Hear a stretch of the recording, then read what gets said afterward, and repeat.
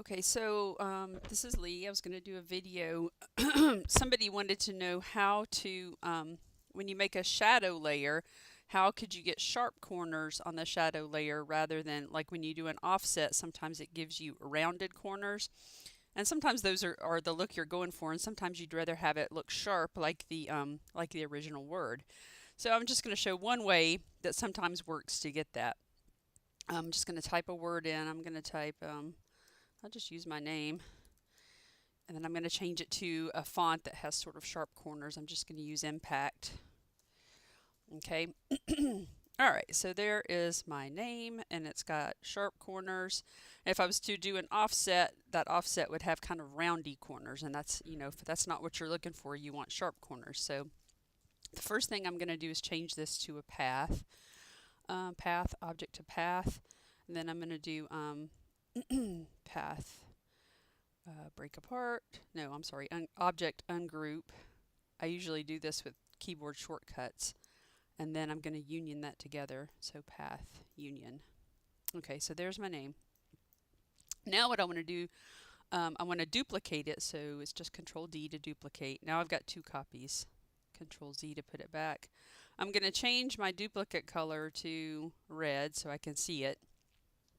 And then I am going to change the stroke. Now, if this isn't open on your Inkscape, it's just Control Shift F to open the fill panel. Okay, so fill here gives me the color that my object is filled with. Stroke gives me the color that the outline is, which I don't have that. It's on an X right now. So I can change the outline, change the stroke. I'll hold down the Shift key and click on I'm just going to click on this sort of pink color here. Okay, so now you can see that that's given me an outline in pink. Now if I go over here to the tab and click on stroke style, now I can change the thickness of that stroke. So I'm going to change it to pixels, and I'm going to change the width of that stroke to, I'm going to try 50 pixels. Okay, and I'm going to send that to the back by pressing the end. Okay, so now you can see that I've got a shadow, well, what's eventually going to be a shadow layer here. That looks a little thick, so I'm just going to actually change that to 25. Okay, that's more what I'm looking for there. Okay, now on the strokes, you also have some options here. You can change it to a dashed outline, which we don't want. We just want a solid outline. The joins or the corners could be roundy. You see when I click that, it rounds the corners. That's not what we're looking for. They could be beveled off, and that's not what we're looking for. This one right here is sharp, and that's what we're looking for. I'm not sure what this is. I'll try changing that and see what it does. I don't know what that does. If somebody knows, tell me. And then this is not really, doesn't matter for what we're doing because we don't really have any stroke ends. This would change how the stroke line ends. And we don't need to mess with any of the orders down here. Okay, so now we've got our original, which is black, and then this one, which is an outline, has a thick stroke and then a red color inside. And what we want to do is we want to change that stroke to a path. So you go to path, stroke to path, not object to path, but stroke to path. All right. Now you can see it's hollow on the inside. We don't want that, so we're just going to do path, break apart, and path union to get it all together. Now we've got a solid shadow layer. If I was to select both of them and do Control Shift A to open the alignment panel, now I can center them on each other. Now one thing that didn't come up with my name is if you have a letter that has a center, we'll just go through it again. I'm going to do the letter O, and I'm going to also change that to Impact. Okay, I'll make it bigger.